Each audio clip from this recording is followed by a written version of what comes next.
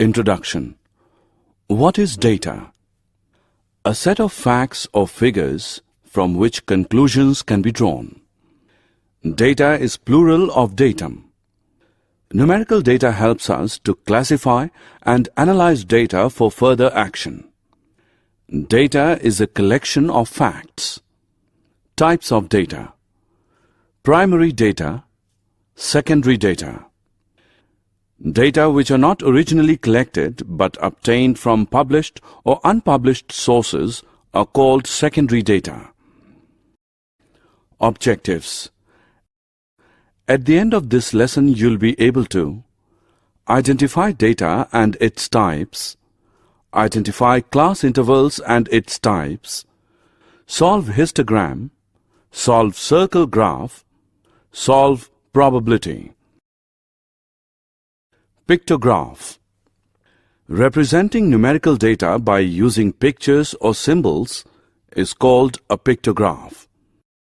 Pictographs are easy to read, express large number of data, but cannot express exact values. This is the pictorial representation of games selected by people in a colony. Bar graph. A bar graph is another form of graphical representation of data, showing quantity of data according to the length of the bars.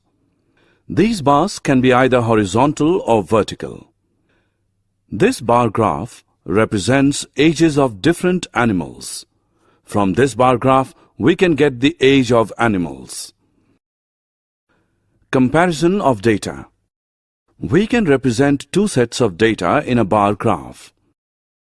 This bar graph shows average monthly expenditure in 2006 and also in 2007. This type of graph is called double bar graph. We can compare two sets of data using this double bar graph. Frequency distribution. Types of data. Raw data. Raw data is a collection of initial observations not yet organized. It is the information we get when we do survey. It can be classified into two types: discrete data, continuous data. Discrete data.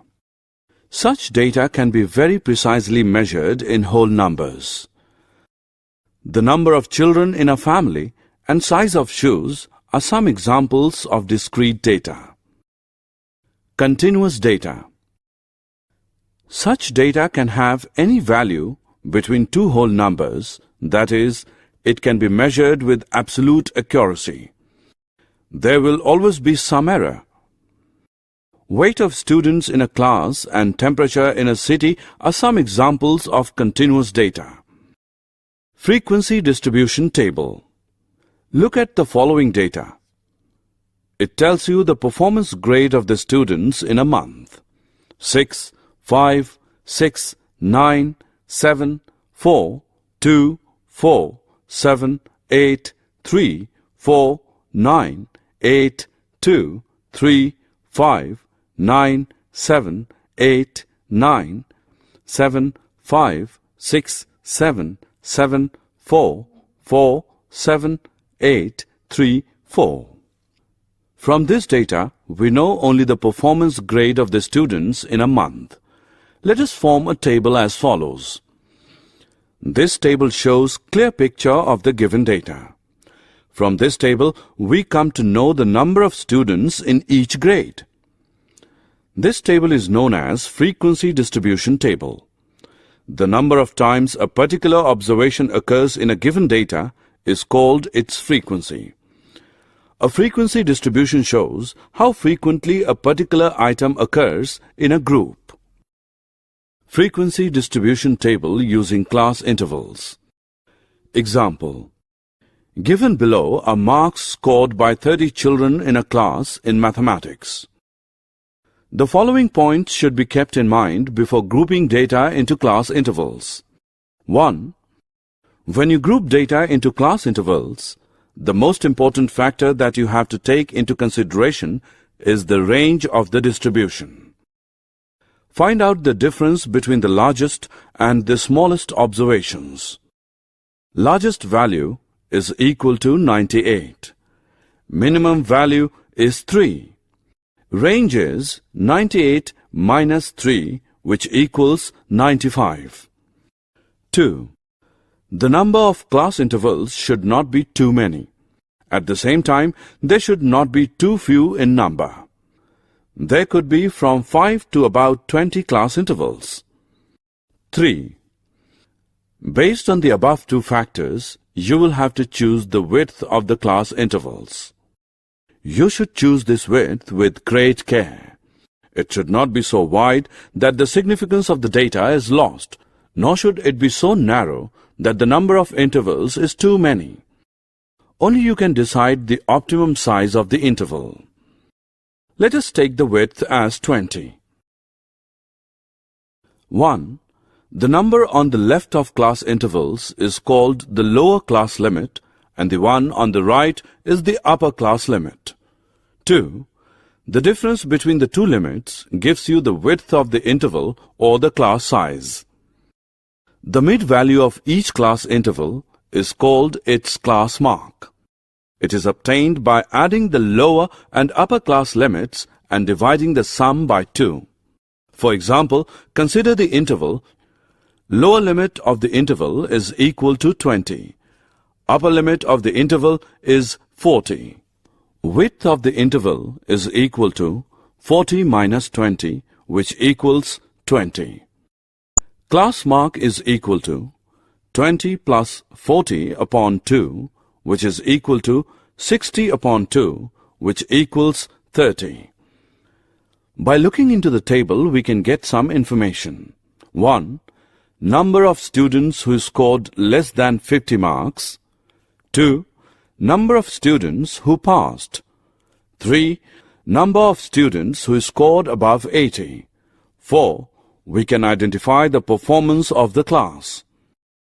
The method of classifying data into class intervals is called grouping of data. Two different types of class intervals. There are two different types of class intervals. 1. Overlapping class intervals. 2. Non-overlapping class intervals. Non-overlapping intervals like 0 to 19, 20 to 39, 40 to 59, etc. are so called since the upper limit of the previous class and the lower limit of the next one are different.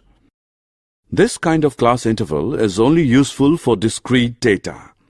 In overlapping class intervals, the upper limit of the previous class is the same as the lower limit of the next one. For example, 0 to 20, 40 to 60, etc. Histogram. A histogram is graphic representation of the frequency distribution of a continuous variable.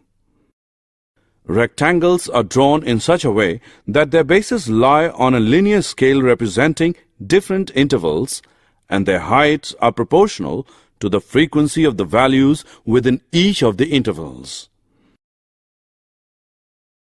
Example.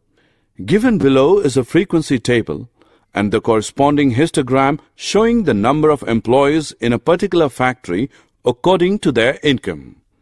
Solution. Frequency table showing 100 employees in a factory according to their income level.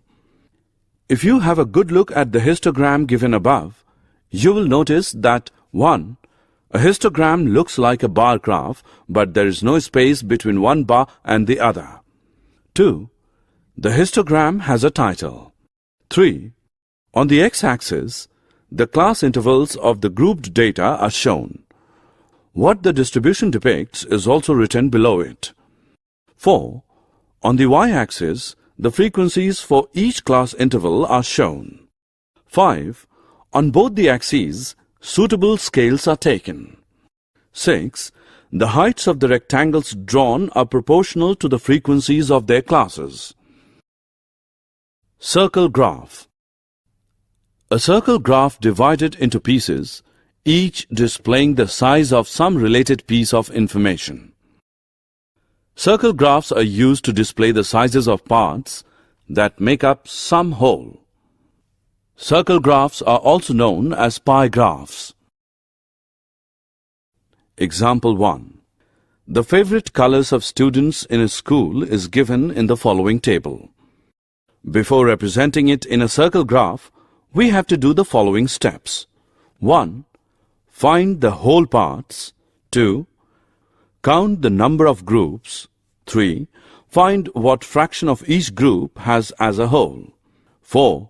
Find the central angle and draw the graph according to it. Solution. Total number of students is equal to 200. Number of groups is equal to 5. Fraction of students who like red color is equal to 37 upon 200. Central angle is equal to 37 upon 200, that is 360 degrees, which is equal to 66.60. Fraction of students who like green color is equal to 26 upon 200. Central angle is equal to 26 upon 200, which is 360 degrees, which equals 46.80. Fraction of students who like blue color is equal to 30 upon 200. Central angle is equal to 30 upon 200. 360 degrees is equal to 540. Fraction of students who like yellow color. Fraction of students who like yellow color is equal to 39 upon 200. Now central angle is equal to 39 upon 200. 360 degrees is equal to 70.20. Fraction of students who like pink color is equal to 68 upon 200. Central angle is equal to 68 upon 200. 360 degrees is equal to 122.40. Summary. Let us summarize what we have learned. Raw data is a collection of observations which are not organized. The difference between the highest and lowest observations in a data is called the range of the data.